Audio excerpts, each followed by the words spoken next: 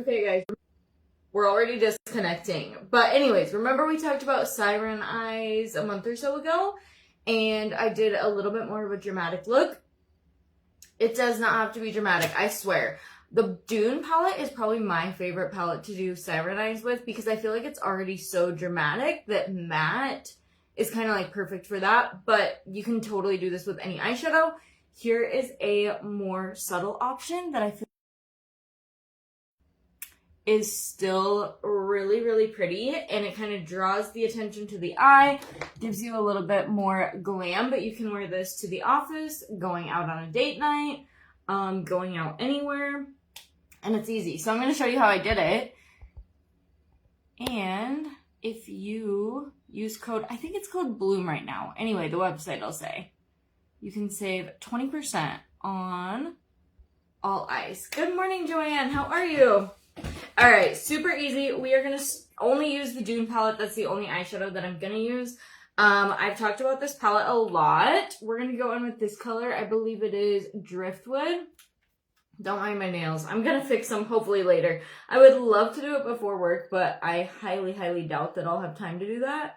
Anyways, we're going to go in with that in the Fluffy Brush by Ophir. Put it right in the crease. And just gently start blending back and forth. Hi, Maricela. I feel like I haven't caught you for a couple days. How are you? And I'm basically just going to kind of put that as my base and my transition color. This is a really gorgeous color for something neutral that is going to make any eye color pop. So I love that. And I'm even going to drag it underneath because it is such a subtle, it's like a yellow tan brown. I can't talk today. That you can even use the fluffy brush to drag it down under here. And I'm not going to go all the way up to my brow bone. I'm actually just going to go right onto my brow bone. So I want to leave kind of a little bit of a highlight right under the brow for some lift. How pretty is just that color? Honestly, when I'm in a hurry or I just am like totally clueless and not feeling creative on eyeshadow, I'll wear just that as my eyeshadow and I love it. Okay, optional step. I'm going to take a little bit of Bluff. This is just a matte, kind of like a white, I guess. And I'm just going to very slightly brighten up my lid. I do have a partially hooded eye, so my eyes can get kind of heavy really easily. That is super common. And so this will just kind of like lighten that up, but it'll be super subtle. Now, it's really easy to do a siren eye. I'm telling you guys, here's the key. Most people don't do eyeshadow in this inner corner. You can do any color. If you have green eyes, purple is really, really pretty. If you have blue eyes, these like reddish orange colors are really, really pretty. Brown eyes, honestly, I feel like any color, and same with hazel. But it doesn't matter. It can be black, it can be dark brown, it can be blue. Literally doesn't matter. Take an angled brush. Today I'm using this color, which is, I think it's actually leather. I think my sticker thing's backwards. Anyways, whatever this color is, I'm just going to take my brush, tap a few times, and make sure all the excess eyeshadow's off. And then I'm just going to go in and follow right on that little tear duct line. Okay, that's all you have to do. Do not be afraid to do this. I swear, changing your eye shape and like drawing the attention to the eyes is like one of the most powerful makeup looks that you can do. Right up there with like a red lipstick and, you know, that kind of thing. I would say it's like right up there. So if you're not into red lipstick, but you want like some powerful makeup that's just going to make you feel like fierce, try this. And like I said, it's not hard and it doesn't have to be dramatic. Like you can do this same color with like, I'm not even using black. I'm using this kind of like medium brown color. So it's way more subtle. Okay. Then you got to hit the other four corners of your eye, or the other two corners.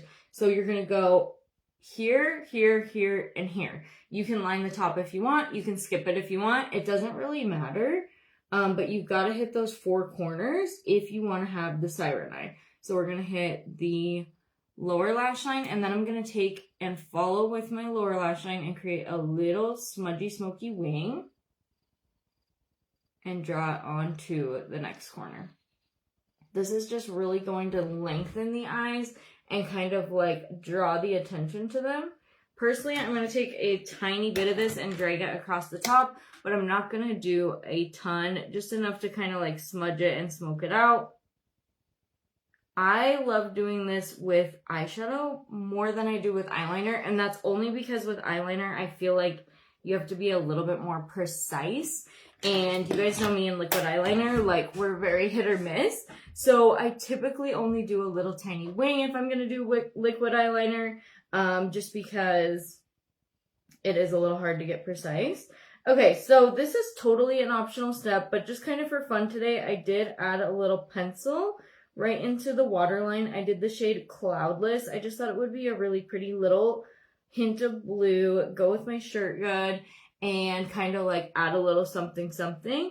So what I did is I lined my waterline, and then I take that fluffy brush, and if I need to, I'll add product, but if not, I'll just kind of like blend and make that a little bit more subtle and just like a slight pop so that it draws more attention to the eye.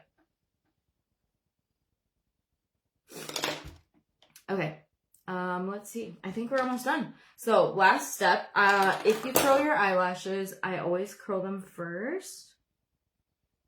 And then I'll go in and do liquid eyeliner and then mascara. And the only reason is because I don't want to pull up my liquid eyeliner with my little eyelash curler. Not that you would, but I always like to just be safe.